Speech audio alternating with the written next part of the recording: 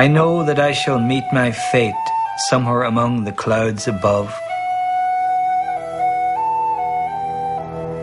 Those that I fight I do not hate. Those that I guard I do not love.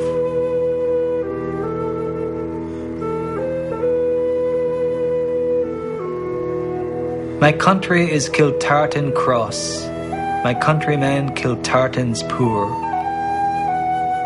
No likely end could bring them loss, or leave them happier than before.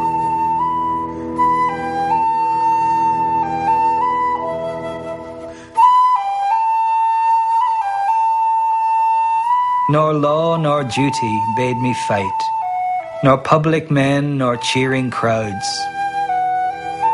A lonely impulse of delight drove to this tumult in the clouds. I balanced all, brought all to mind.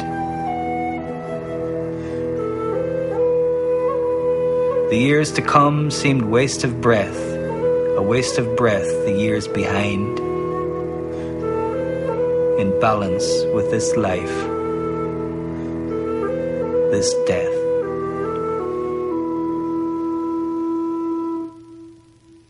It is a particular Irish airman that Yeats has got in mind. It's actually Major Robert Gregory, who was the son of Yeats's great patron, great grand lady, Lady Augusta Gregory.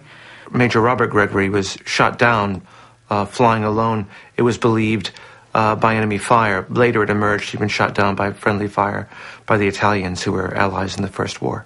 Ireland wasn't actually at war with Germany, so the fact this Anglo-Irishman has gone over to fight on an individual impulse is made much of within this poem. Those that I fight I do not hate. Those that I guard I do not love.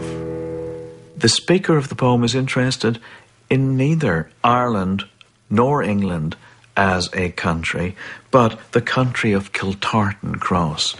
This spot so small it barely exists on the map in the west of Ireland, and the countrymen Kiltartan's poor.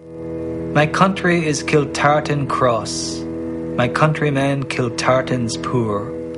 The word that comes to mind with this poem, and it's a word that's used twice within the body of the poem, is the word balance, or some version of it. I balanced all, brought all to mind, then in balance with this life, this death.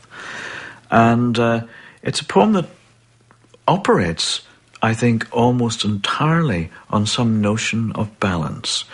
Rhetorically, it's a poem that's poised between an idea such as those that I fight, I do not hate, those that I guard, I do not love. There's also this idea of balancing in the air in a flying machine, so the balancing of the plane, the balancing of right and wrong, of life and death, all come together, so he's sort of hanging at this still point. There's an exuberance about that moment where the real reason, as it were, for the Irish airmen's being up there in the air, it has to do with a lonely impulse of delight, which is a line that could easily have been written by William Wordsworth, describing some moment at which he was transformed by a meeting in the wilderness or some aspect of nature, but which is brought to bear here on the business of plane flying. He's gone off to fight in these new machines for a country that's not his own, mostly because he wants to. And Yeats, in these later years, is very interested in action. He's a writer. He's somebody that sits and watches. And he's very interested in perfection in action, in people taking control of their own lives and acting often violently. Although it's not a poem in praise of war, it does seem to be celebrating a certain sort of man who'll go out on the edge, who'll put himself at risk, who'll dice with death. Almost like a knight or a samurai, and that whole adrenaline rush is something that Yeats seems to be drawn to. A lonely impulse of delight drove to this tumult in the clouds.